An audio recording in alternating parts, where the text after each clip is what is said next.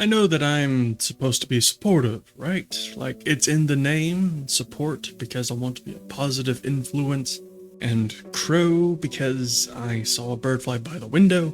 However, the latest tea concerning DragonAge the Veilguard's development is really putting my supportive nature to the test. Hello crows and non-crows alike, my name is Joe Mac, otherwise known as Support Crow, and today I am about to lose my shit. So if you follow me or any other RPG content creator on social media, or anyone that's following up on the latest gossip about BioWare, there's a good chance that you've already seen the Bloomberg article written by Jason Schreier. If you haven't, I'll post it down in the description. This video is not a bullet point explanation of what the article covers. Instead, I'm just expressing my thoughts and feelings about the topic, of which I have many, possibly too many. I found the article on Wednesday, I read it, and then I shouted into my microphone for about an hour. Then I decided that was too exaggerated, so I deleted that recording, found a container of sea salt caramel gelato, and essentially processed my thoughts on this topic by eating my feelings. And now we're here. First off, Electronic Arts can go screw itself. It's like they're going out of their way to be considered the crappiest publisher in the gaming industry.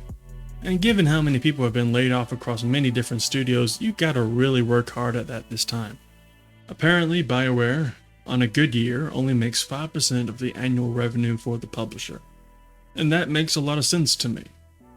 BioWare was always the black sheep in the EA family.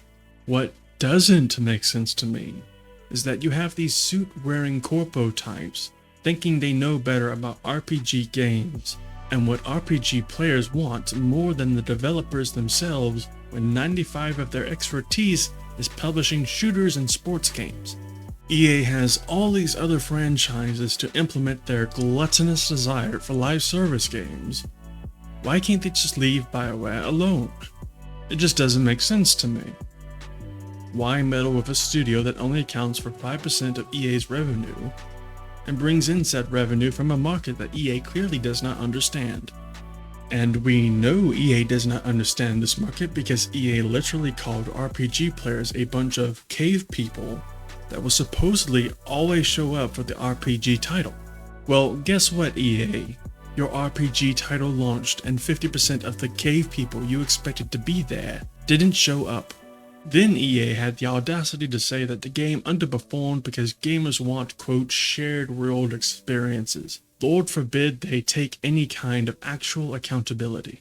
Honestly, part of me really wants EA to shut BioWare down, because they clearly do not know how to handle this kind of studio, this kind of market, these kinds of gamers. How many more years of BioWare drama are we going to have to hear about? How many more developers are going to get EA PTSD? How much more money are we going to spend on games that never truly reach their full potential? How many more games are going to get abandoned because EA didn't like the player reception? That's another thing I'm pissed about. We now have 3 BioWare games in a row that were left for dead because players hurt EA's feelings. Is that the method of operations now? A game you release underperforms and you just drop it like a dead body and move on to screwing up the next project? Every time EA BioWare does this, they're not only wasting away the potential that was built up by years of development, but they are also just throwing away player trust out the window. The expectations are extremely high for Mass Effect 5 for a lot of reasons, but I don't believe those expectations would be as high as they are now if EA BioWare stuck with fixing up Veilguard and supporting the game post-launch to rebuild trust in the fan base, like the final act of Veilguard. In the game, you spend time and effort getting your factions ready for the final battle. The less of that you do, the harder the battle becomes and the more people you lose. Except, in the real world, the people you lose are fans of the franchise and your fellow game developers. The point had to be said, but I'm getting off topic. The article covers a lot of things that I already knew about, except up until the 18-month period in which Veilguard had to be developed. So the game started off with Project Joplin, but EA wanted a live service game, so they had the project shut down and restart from scratch. That was speculation up until this point. It was kind of a matter of debate. I mean, we kind of already knew, but now it is confirmed. EA are greedy bastards that upended Lord knows how many hours of work because live service multiplayer game make big money. Project Morrison starts and the director decided to make the game more bright and saturated and playful and snappy. Essentially Fortnite but with dragons. That idea was not working out, so EA had them pivot back to a single player Dragon Age game but with a catch. Instead of giving BioWare the proper pre-production time to actually create a proper RPG that is worthy of the fans' respect, EA just gives them 18 months to make the multiplayer game into a single player game, which just reaffirms my point that EA has no damn clue what they're doing with BioWare or this market. Fun fact for you, E.T. the video game, that is credited for crashing the video game industry, which is kinda hyperbolic but that's another topic, only had a development time frame of 6 months. EA wanted a present-day, AAA, single-player RPG with all the success that Inquisition had in a year and a half, thinking that using the multiplayer game was somehow going to make that exponentially easier. That is the kind of logic that you see on Twitter. Oh, just take the multiplayer game, hit the magic make good game button, and then poof, game of the year, single-player Dragon Age, there you go. Well, no, Electronic Arts. Game development doesn't work that way. I might just be one semester into my education, but even I know that there is no magic button. Now, while I'm convinced that EA is 100% to blame for this mess, I'm also kind of raising my brow at the Dragon Age team here. You know, I get it. After years of work, 2 restarts, the burden of 2 flops being on their shoulders, and the crunch of an 18-month budget, I'd be pretty damn exhausted also.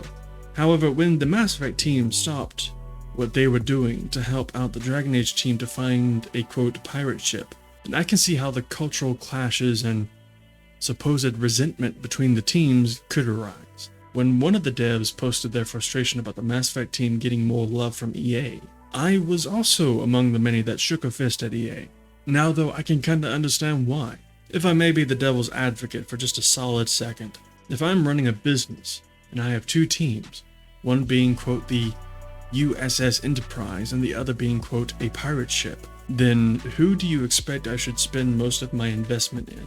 And yes, EA has billions upon billions of dollars, but no business in America, especially not Electronic Arts, is just going to shower a dev studio with money and time out of the goodness of their heart. EA doesn't have a heart. We learned this in the early 2000s when they shuttered studio after studio and earned Worst Company of America for 2 years in a row. In some ways, I feel like the Dragon Age team is kinda like the kid that is trying to get their abusive dad to love them again. Kid, look, eventually you're gonna have to leave home and find that love somewhere else. Maybe a little therapy while you're at it. And as far as this infighting between Mass Effect and Dragon Age fans go, just stop it. This is a bad situation and no amount of infighting is going to make it better. Tensions are high and emotions are all over the place. It's hard to voice your frustration when the people responsible are hiding in some office building and behind a secretary. So it's natural for that anger to simply flow to the nearest target, like a river finding the path of least resistance to the ocean. But that anger directed at each other does nothing. By all means, vent it out, go to social media, go to YouTube. Do not let EA think that they can just move forward without anybody caring about what happened here. Otherwise, they will never learn. And to be fair, they might not ever learn, but the effort in trying is worth something. For the rest of it, well, I recommend finding your favorite ice cream. I look forward to seeing your thoughts in the comments section, and thank you for watching. The next vid, assuming EA doesn't shut down BioWare by then, will be a theory about player choice in The Elder Scrolls 6 this upcoming Friday. Until then, be safe, be well, be kind. Bye-bye.